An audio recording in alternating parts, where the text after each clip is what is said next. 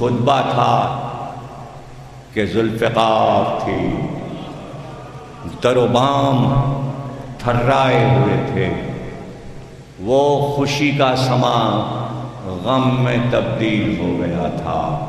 وہ سفرا جو روم و ترک و عجم سے آئے تھے، ایسی فصاحت اور بلاغت کاہے کو سنی تھی، اور سب حیران ہو گئے تھے اور پوچھ رہے تھے کیا بتایا ہے تو نے؟ یہ تو بہت عالم گھرانے کے لوگ ہیں، علم نے تعارف کرایا، چھپایا گیا تھا کہ رسول کی اولاد آ رہی ہے۔ اور پھر شہزادی جب خطبہ دے چکی، خطبہ ختم ہوا تو شرمندگی میں سر جھکا کے بیٹھ گیا، لیکن اب اس کے پاس کوئی راستہ نہیں تھا کہ خطبہ زینب کا جواب دے سکتا، تو خیزران کی چھڑی ہاتھ میں اٹھائی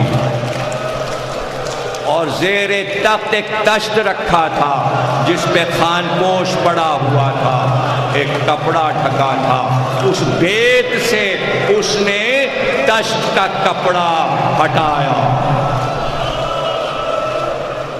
میں اس روایت کو جتنی مقتل میں لکھی ہے کبھی پوری روایت نہیں پڑھتا، اس لیے کہ مجھ میں ہمت نہیں کہ میں وہ سارے الفاظ مقتل کے پڑھ سکوں۔ اور جب اس نے اس بیت کو جنبش دی تو میں نہیں بتا سکتا کہ کیا اشارہ تھا، لیکن زبان سے اس نے یہ کہا اے ابا عبداللہ تمہارے دانت بہت خوبصورت ہیں۔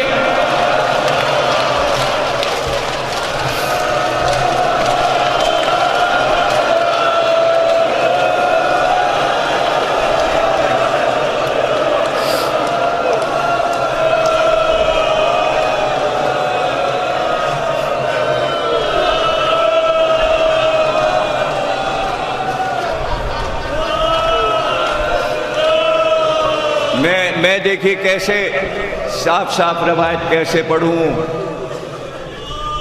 یہ جو کچھ یزید نے کہا، ہاں کتاب میں ایسا ہی لکھا ہے کہ حسین ابن علی کے دانت بہت خوبصورت تھے۔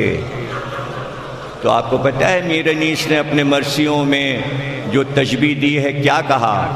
اگر یہ کہتے انیس کہ سچے موتی ہیں تو یہ تعریف نہیں ہوئی، اگر کہتے کہ عرش کے ستاروں کی طرح حسین کے دانت تھے، ایسی بات انیس نے کہہ دی کہ ساری زندگی روتے رہیے۔ کہا یہ حسین کے دانت نہیں تھے، یہ شیر زہرا کے قطرے تھے۔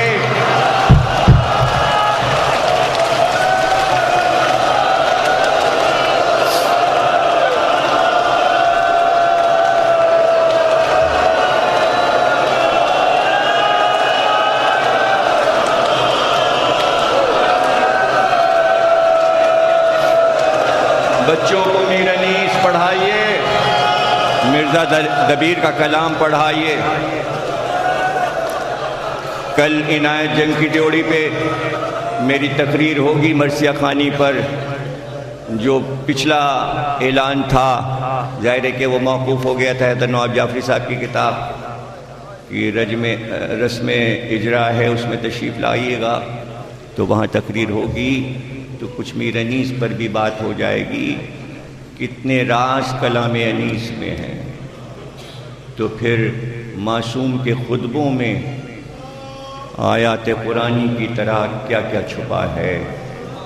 بی بی زینب کا خطبہ ایسا نہیں کہ آپ روا روی میں جملے سن لیں، خطبہ ایسا تھا کہ یزید کو راستہ نہیں مل رہا تھا کہ وہ اپنے درباریوں پر اپنا روب کیسے جمائے، تو اب راستہ یہی تھا کہ اس نے خیزران یعنی بیت کا ایک ہاتھ میں چھڑی کو لے کر اور اشارہ کر کے جو جنبش کر رہا ہے، تو اب جو کچھ اس نے کیا ہے وہ زینب کے جملے سے پتہ چلا کہ کیا کیا۔ تو ایک بار جلال میں کہا ڈراتا جب اس نے بیٹ ہلایا سر حسین پر تو زینب نے کہا مجھے عورت سمجھ کے ڈراتا ہے، مجھے عورت سمجھ کے ڈراتا ہے۔ تو بی بی نے صاف بات بتا دی کہ زینب کے خطبے کا جواب کیا دینا چاہتا ہے۔ تو بی بی کے خطبے کا جواب میں تو نہیں بیان کر سکتا، بس اس طرح بیان کر سکتا ہوں کہ فضا میں لوگوں نے دیکھا موتی بکھر رہے تھے۔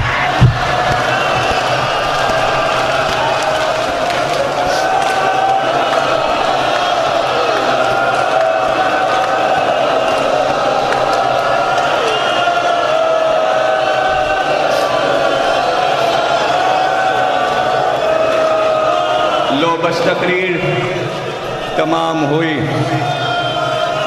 میرے بھائی، ہمارے بھائی ہیں شجیع اور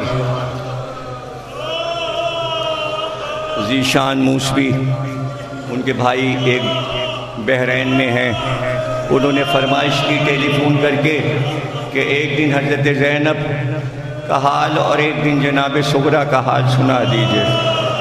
کل کی مجلس میں ہم شہزادی سغرا کا حال پڑھیں گے اور ہو سکتا ہے جناب سغرا کا خط بھی آپ کو سنائیں جو مدینے سے انہوں نے لکھا تھا۔ آج کی تقریر شہزادی زینب پہ ختم ہو رہی ہے۔ مقتل میں روایت ہے کہ بادشاہوں کا جب چہرہ اتر جاتا اور وہ غمگین ہو جایا کرتے تھے تو ایسے موقعوں کے لیے بادشاہ لوگ اپنے دربار میں مسخرے رکھتے تھے کہ جو لطیفہ سنا کر بادشاہ کا دل خوش کریں۔ یزید کے دربار میں بھی ایک مسخرہ تھا، اس کی چونکہ ڈیوٹی تھی، اس نے دیکھا کہ خطبہ زینب کے بعد چہرے یزید پر دھواں اڑ رہا تھا، اس کے چہرے پہ کوئی مسکراہٹ نہیں تھی، تو وہ یزید کو خوش کرنے کے لیے آگے بڑھا تاکہ خوش کرے، اور ایک بار تقریر ختم ہو گئی۔ زہیر اس کا نام ہے، مسخرہ ہے وہ دربار یزید کا، اور ایک بار نقلیں کرتا ہوا اچھلتا ہوا یزید کے سامنے آیا تاکہ یزید ہنستے، اور دربار کے سامنے کھڑے ہو کر کہا امیر یہ جو قیدیوں میں بچی ہے یہ مجھے کنیزی میں دیکھ۔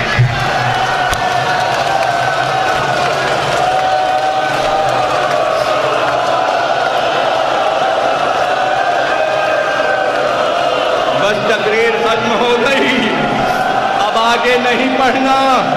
کہتے ہیں جیسے ہی اس نے کہا یہ بچی مجھے کنیزی میں دے دے، وہ بچی پھپھی سے لپٹ گئی کہ پھپھی اماں کیا سکینہ اب کنیزی میں جائے؟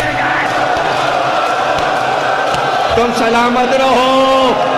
تقریر کا آخری جملہ،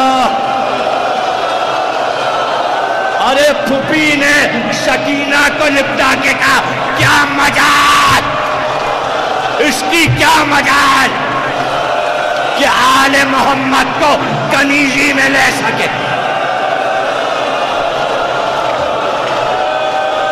اس کی کیا مجال۔ یزید نے کہا تم اس طرح ہم سے بات کرتی ہو، ہم بادشاہ ہیں، اگر ہم چاہیں تو کنیزی میں لے لیں۔ حضرت زینب نے فرمایا ہاں لے سکتا ہے تو، پہلے انکار کر کہ میری نانا کی امت سے تو نکل چکا، پہلے اعلان کر کہ تو میرے نانا کا کلمہ نہیں پڑھتا، پھر اس کے بعد نکل جا تاکہ شریعت کی پابندی تجھ پہ ختم ہو جائے۔ یہ ہیں حضرت زینب۔ بتا دیا کہ مظالم کرنے والے لا الہ کہنے والے تھے۔ واقعہ کربلا نے ہر قوم کو بچا لیا کہ آل محمد پہ مظالم کرنے والے غیر اقوام نہیں ہیں بلکہ مسلمان ہی تھے۔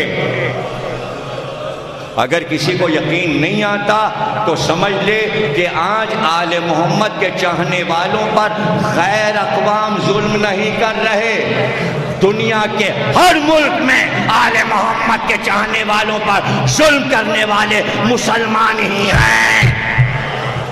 یہ دلیل ہے سب سے بڑی کہ جو یا حسین کہہ رہا ہے، جو کچھ ہو رہا ہے ملکوں میں، حسین کے چاہنے والوں پر غیر اقوام ظلم نہیں کر رہے۔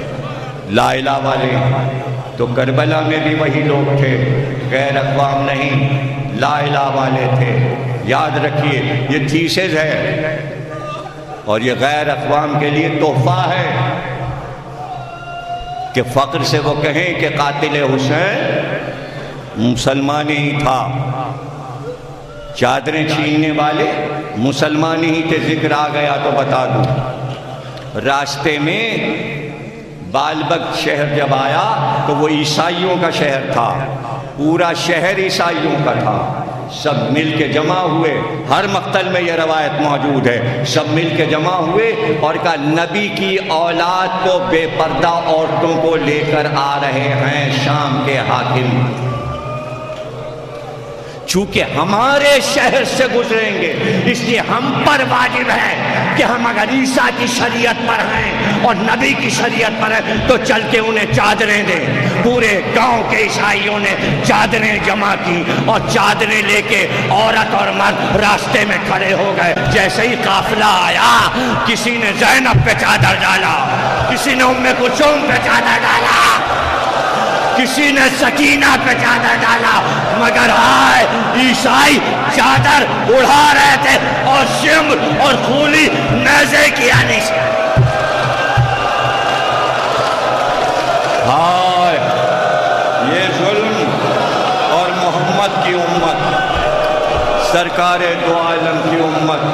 ہاں لیکن اگر کسی کو معرفت مل جائے وہ کمتر ہو یا برتر ہو، جب بھی مل جائے یاد رکھنا اگر معرفت ملے گی تو صرف آل محمد سے مل سکتی ہے۔ اگر کوئی دین کو پہچان سکتا ہے تو صرف ذکر آل محمد سے، اور کوئی دوسرا طریقہ نہیں ہے۔ دربار یزید کا مسخرہ تھا اور کچھ نہیں جانتا تھا کہ آل محمد کیا ہیں اور دین اسلام کیا ہے، اس کا پیشہ ہی کچھ اور تھا۔ لیکن جیسے ہی حضرت زینب نے یزید سے یہ کہا کہ میرے نانا کے دین سے نکل جا، تب اعلان کر، تو اس وقت وہ گھبرایا اور اس نے پکار کر کہا کیا تم آل محمد ہو؟ کیا تم اہل بیت ہو؟ کہ تو ابھی تک سمجھا نہیں کہ میں نبی کی نواسی ہوں، میں محمد کی نواسی ہوں، یہ سکینہ محمد کی پوتی ہے جس کا تو کلمہ پڑھتا ہے، کہ ہم کو نہیں پتا تھا۔ یہ کہہ کر اس نے خنجر کمر سے نکالا اور نکال کر ہاتھ کاٹا، ہاتھ کاٹ کے زینب کی طرف پھینکا، کہا شہزادی مجھے معاف کر دو، اسی ہاتھ سے میں نے اشارہ کیا تھا، میں نے اسی ہاتھ سے سکینہ بی بی کی طرف اشارہ کیا تھا۔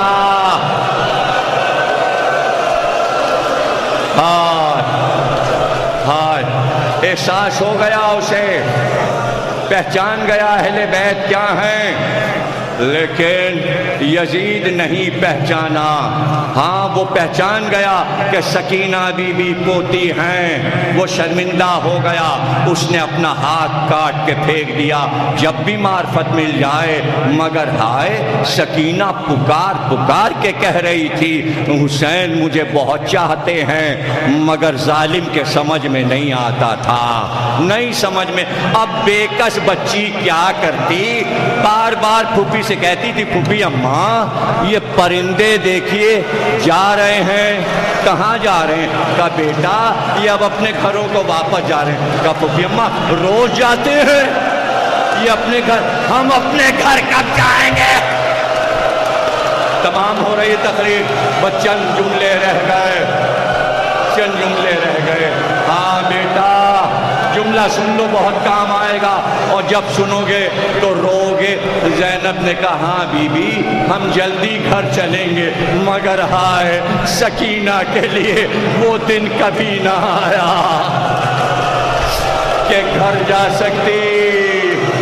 پھوپھی تسلی تو دیتی تھی کہ ایک دن گھر چلیں گے۔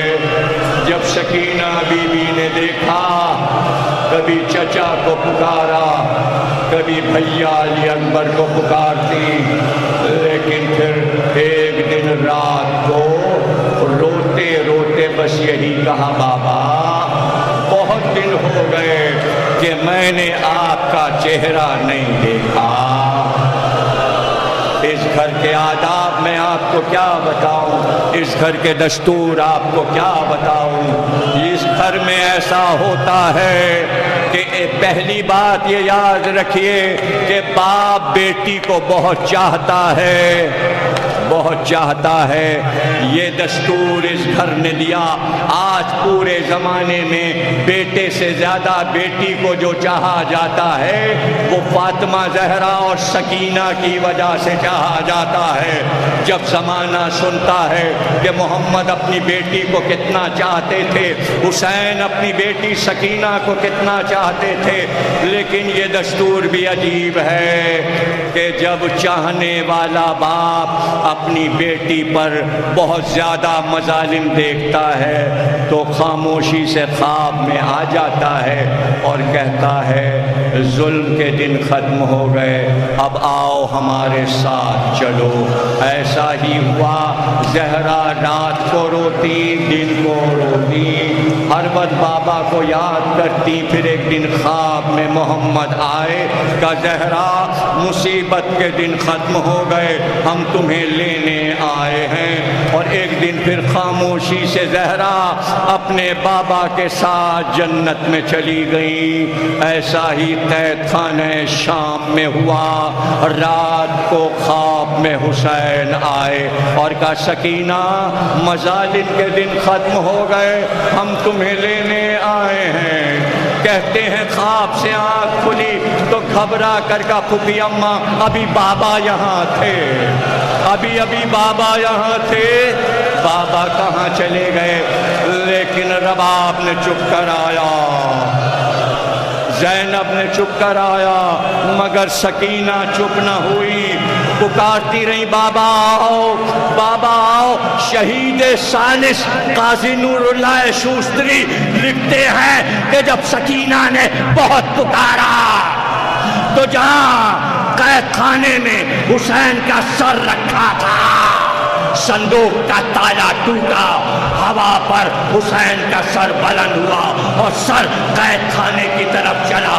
ایک بار قید خانے کا تالا ٹوٹا، سر حسین قید خانے میں آیا، سکینہ نے پھٹا ہوا دامن پھیلایا، سر حسین سکینہ کے زانوں پہ آیا۔ ایک بار سکینہ نے اپنا رخسار حسین کے سر پہ رکھا کہ بابا اٹھ کے دیکھیے کانوں کے دل قید کے ہاتھوں میں گلے، اور ایک بار زینب نے شانہ ہلایا کہ سکینہ سکینہ، آواز نہ آئی، رباب آگے بڑھ کہ سکینہ اٹھو میری جان، سکینہ اٹھو۔ ایک بار آواز آئی انا للہ و انا الیہ